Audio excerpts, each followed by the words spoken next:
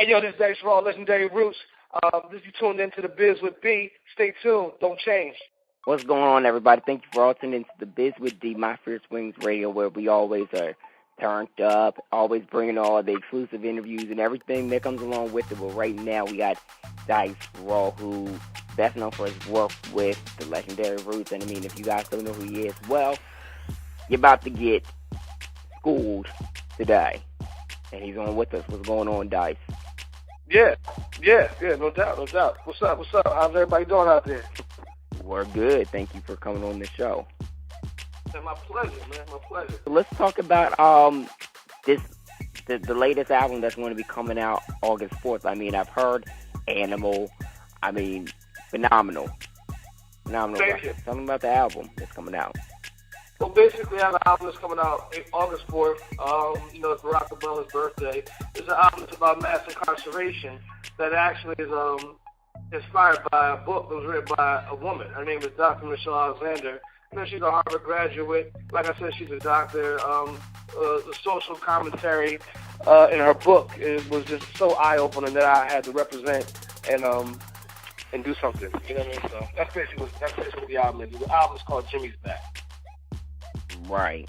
And you actually changed the title. Kind of explain to everybody what made you want to change the title for those who really aren't so up on who Jimmy was and everything else.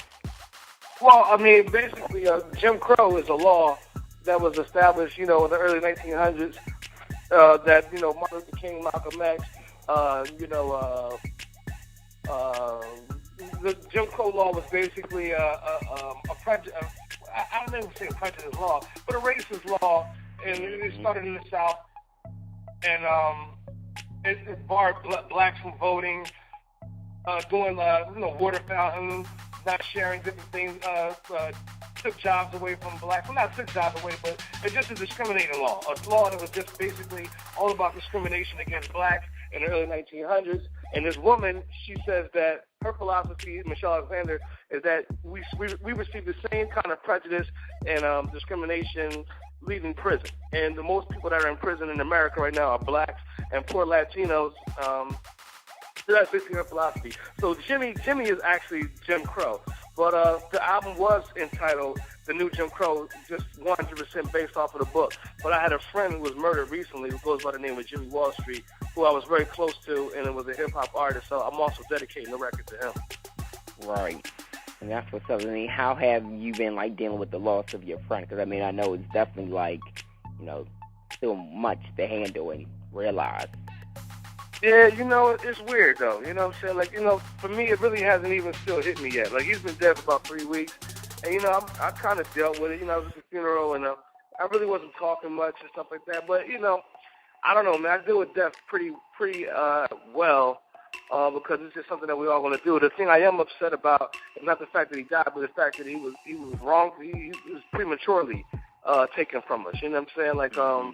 And I think that that's a big problem.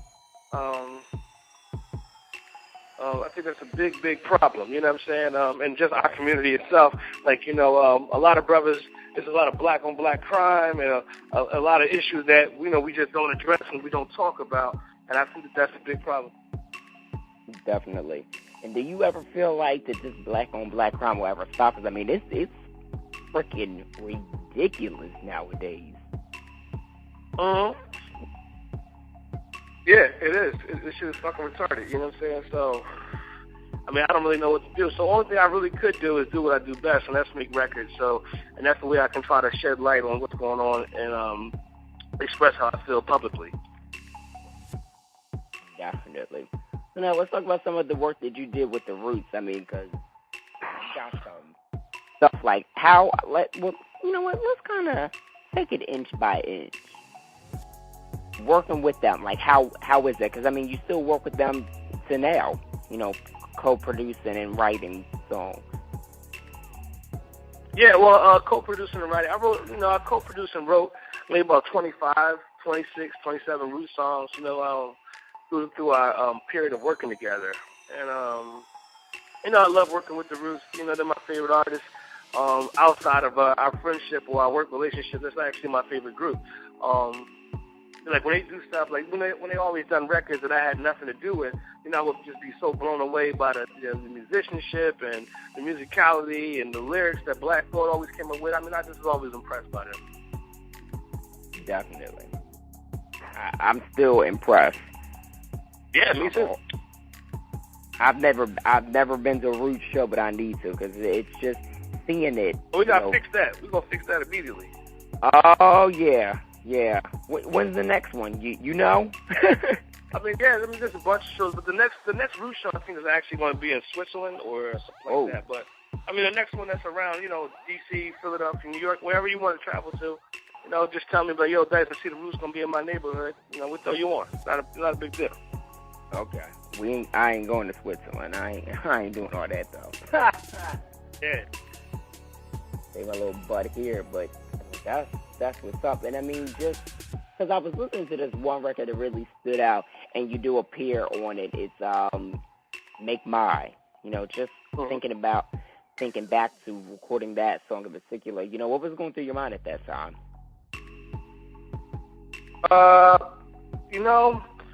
The story of Undone, the whole record Undone, is basically a concept album as well. It was about a fictional character named Redford. And basically, that character, Redford, is every black man. You know what I'm saying? Like, it's how I wanted him to be viewed. And a lot of times, I think, in the black community, at least with young brothers out here and young sisters, I don't think that they really look at, they don't take death very seriously. They don't take prison time very seriously. It's almost like it's an accepted reality to them, to the point to where though they feel like they can't do anything about it. And I think a lot of that stuff stems from depression. You know what I mean? Mm-hmm. So it's like when I was writing Make My, it's basically that was my embodiment. That was my lyrical embodiment of what I think depression is in the black community. You know what I'm saying? They told me at the end that they told me at the end. It won't justify. They told me at the end it won't justify my dreams. You know what I'm saying? Like, that's one of the lines of the song. And they told me at the end it won't justify the means. You know what I mean? So, I mean, that's basically saying no matter what I do, it just doesn't matter. You know what I'm saying? And then I say I'm going to make my departure from the world, which is basically almost like a cry for suicide. You know what I'm saying? And suicide to me, a lot of times, most cases, suicide is just a cry for help. You know? Mm-hmm. That's true, and a lot of people even do it just to get that attention.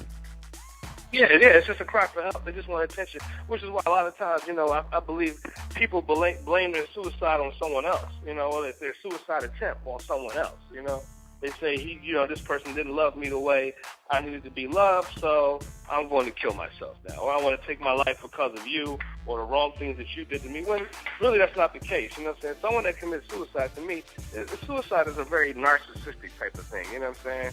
So it is. It definitely is. So now you have another single, which is, I do like this one to be on the album, called Over. Now, tell the listeners about that song a bit, in case they haven't heard that yet. Oh, pardon me, you blanked out a little bit. I'm sorry, what did you say? Oh, your single, Over. Uh-huh. So, tell the listeners who may not have heard that, tell them a little bit about that. Oh, well, Over to me is like a depiction of, like, my life as growing up as a kid. Like in the streets, like in the first line of Over, I basically say, we poured liquor out when he was on his way home, and we on my block we celebrated every time a nigga came home, and poured liquor out when he was on his way home. So my first introduction to like the whole idea of jail was through like a hero kind of vibe. You know what I'm saying? Like this guy Mike Wade, he was like the king of my neighborhood.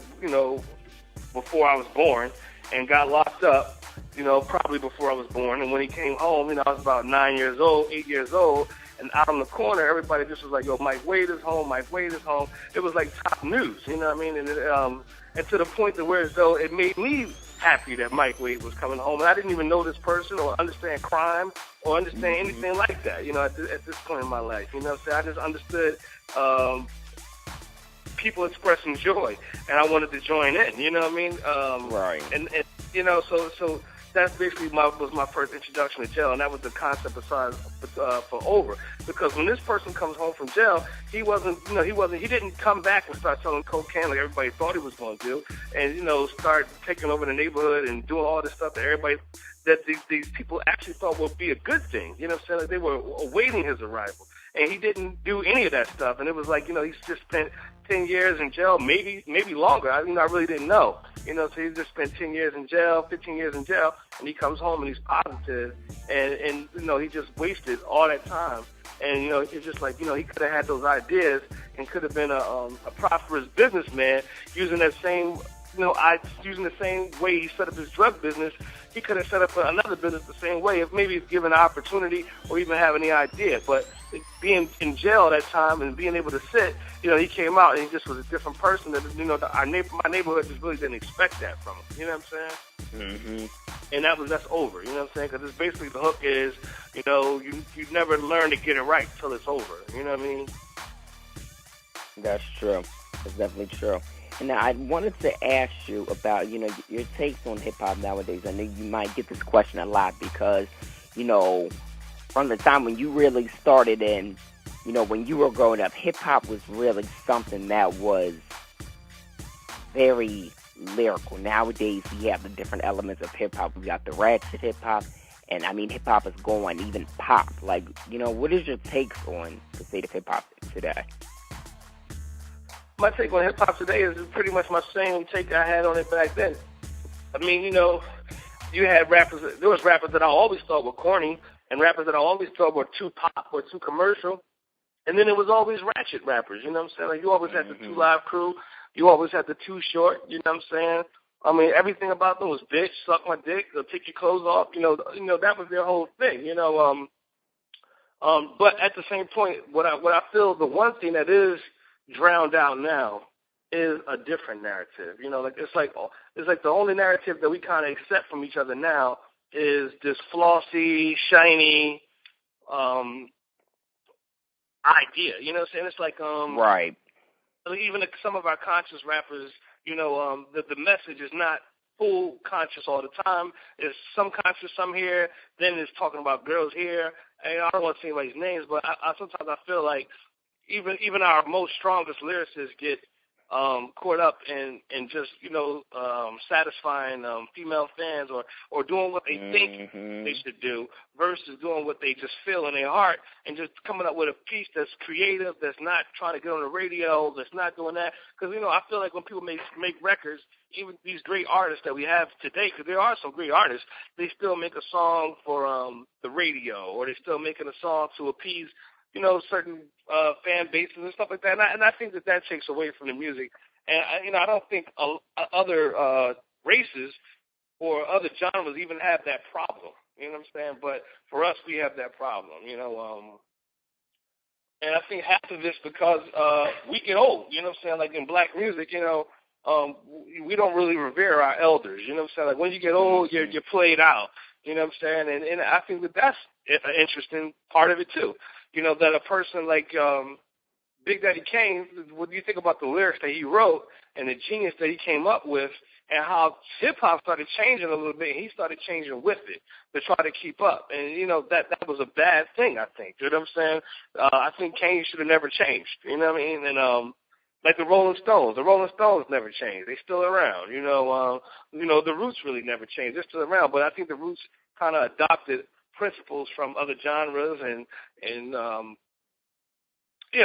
different stuff that a lot of rappers just don't do, or black musicians, period. And I think the narrative that we use, the stuff that we sing about and rap about, gives us such a short shelf life. You know what I'm saying?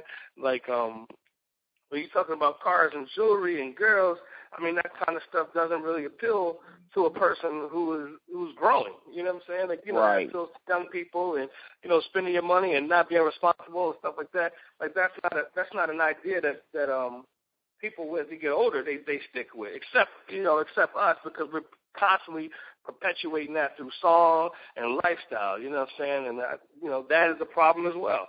One of the biggest problems is, I think that you used to have just a slightly different different rappers who not necessarily were conscious even, but they had their own thing, kind of. They weren't afraid to be themselves. And I think that that's another problem. Like, individuality is not really expressed, and I think that that's a problem due to the Internet. When people are influenced in such large masses, like when so many people are influenced at one time and so quick that it really doesn't leave much room for individuality. Yeah, I mean, that's how I look at it, Definitely. And dealing with the fact that, music has been progressing, and your music is very lyrical and, very inspirational and staying true to life, do you feel like sometimes it's hard to compete with, what's out in commercial, non-commercial? Do you feel like it's like competing sometimes with your music, or? Well, not really, because the music that I do, it doesn't appeal to the same audience. Like, I don't talk about money or cars or girls or anything. Well, I do talk about women, but when I talk about women, I'm talking about love. You know what I'm saying? I'm talking about having a connection with a woman, or maybe a disconnection with a woman. And, I'm not really calling her a bitch or a hoe or anything like that. This is somebody who I share my bed with, and this is somebody, these are real stories, like when I talk about stuff like that. So I don't really feel like it's a competition thing because nobody else does that, Yeah, I mean, except maybe like a Kanye West or, some rappers hint on it or hint towards it, but then they go right back to whatever they're talking about. So whatever they said that was profound gets drowned out really by their prolificness. It's like, a person that writes a whole bunch of songs and just continually is writing and releasing the same kind of song. It's like, bitch, suck my dick, bitch, nigga, and then they come with one song like, yo, I don't want to be this kind of nigga, or I don't want to be this kind of, or my girl was here, or my old girl. And then they go right back to the other thing, you know what I'm saying? So I don't really feel it's a competition. And when I look at some of these rappers, too, like, some of the more famous and jiggy rappers, I mean, their record sales are nothing compared to what we do. You know what I'm saying? Some of these big rappers come out, they do 30,000 sales their first week. I mean, that's nothing what on the level of what I'm doing. I've been nominated for the last three albums that I produced for the Roots. They've all been nominated for Rap Album of the Year. Right. So that's and I don't see a lot of these gangster rappers or these other rappers with these silly narratives or this talking that same nonsense. I don't see them getting the same looks that that we get. Definitely. And knowing the fact that you the work that you've done has been nominated for a Grammy. I mean, you've won Grammys and like that. Like, how does that make you feel to have that huge accomplishment? Oh man, it's everything to me. I mean, to Questlove and Black Thought, I don't think that they get as excited as I do. Because I just think that they're coming from a point where it's they're veterans in the game. Me, I'm like the little brother of the crew. You know what I mean? So I get very excited, and I take it as a very strong accomplishment. And to me, it's like when I get nominated. Like, I've been nominated about 4 or 5 times, but the last 3 times I've been nominated was for a Rap Album of the Year. But to me, it's everything. You know what I'm saying? Like, to be recognized and to be going against people like we were up against Kanye West and Jay-Z. We were up against Drake. We went up against Rick Ross. We went up against Diddy. We went up against Biggie Smalls. We went up against everybody. And, those people spend an enormous amount of money to make their records and budgets and all that stuff. And we don't do that. You know what I'm saying? Like, we're very conservative with how we spend money on our records. And, it's really about the creativeness. That's what we spend most of our money on, being creative and trying different things. Not champagne or, car service and, whatever other artists like to spend money on, or, while they're in the studio. That's not how we get down. You know what I'm saying? So, I mean, like I said, there's no competition. The Grammys make me feel great. I don't think the other members of the Roots really pay that much attention to it. I'm sure that we all love to be in attendance. You know what I'm saying? I know they love to go. But I just don't know if they really care about the award or anything like that. Yeah. Definitely. But I do. You know what I'm saying? Yeah, I mean, I would, because it's so much, it's so huge, and some people don't understand how much of a big accomplishment that is. So. Yeah, I mean, I remember the first time we got nominated for Rap Album of the Year, I believe it was Game Theory. Black Thought, he called me up on the phone. He was like, yo, these cats can't fuck with us. And, I mean, that was pretty much it. We haven't really talked about it since then. And that was 6 years ago. But we've had, 2 other nominations for Best Rap Album since then. For sure, definitely have. So now, what other things do you have in the works besides the album that comes out August 4th? Or anything with the Roots that we should look out for? Yeah, I mean, if you're looking for the new Roots album, we're definitely in the studio right now working on that. But, I mean, like, right now, we're just trying to focus on mass incarceration, getting the message out there. It's a really big problem, and, us as a people, we got to address it first because it's affecting us. And, and to be 100% honest, as you know, I'm not an authority on mass incarceration, nor do I want to act like I or pretend to be that person. But what I can say is like the book and work on this album has opened my eyes, to a certain point. Because, as Latino, like I read something the other day where it said since 1997, Latino women in prison has grown 460%. I mean, that's crazy. I mean, that's a large number. Like, why?